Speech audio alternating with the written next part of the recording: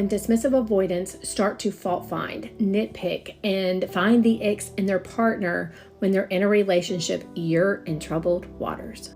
It's not just dismissive avoidants that do this. Fearful avoidants can do this as well. They will do this for several reasons, and that can be to distance themselves, detach, and justify reasons to leave the relationship. Avoidants are fault-finding people.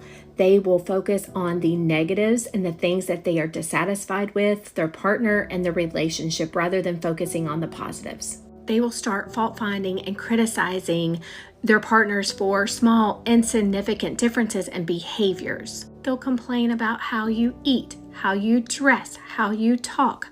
If you snore too loud, you're too needy, you're too emotional, you're too messy, you aren't as active as I am. I don't feel the spark anymore. I don't think we fit well together. I think we're just two different people. And that sets the stage for the infamous line, "We're just not compatible."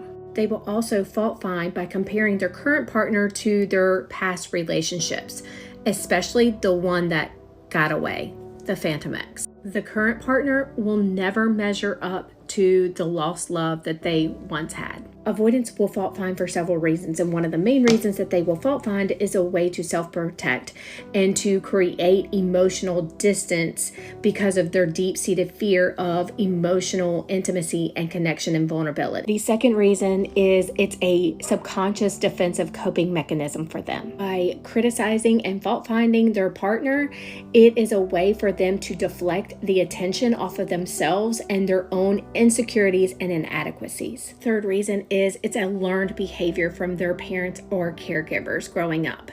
So usually they had a parent or parents that were hypercritical and expected perfection from them. They will replicate this dynamic in their own relationships. Avoidants also have this idea of a perfect relationship without conflict, without disagreements. So they have this idea that relationships are supposed to be peaceful and harmonious. Any type of discord in a relationship where there is conflict and disagreements, they automatically assume this is not the relationship for me. And again, we're just not compatible. It's a cognitive distortion called mental filtering, where the avoidant will take the negative details and magnify them while filtering out all the positive aspects and attributes of their partner.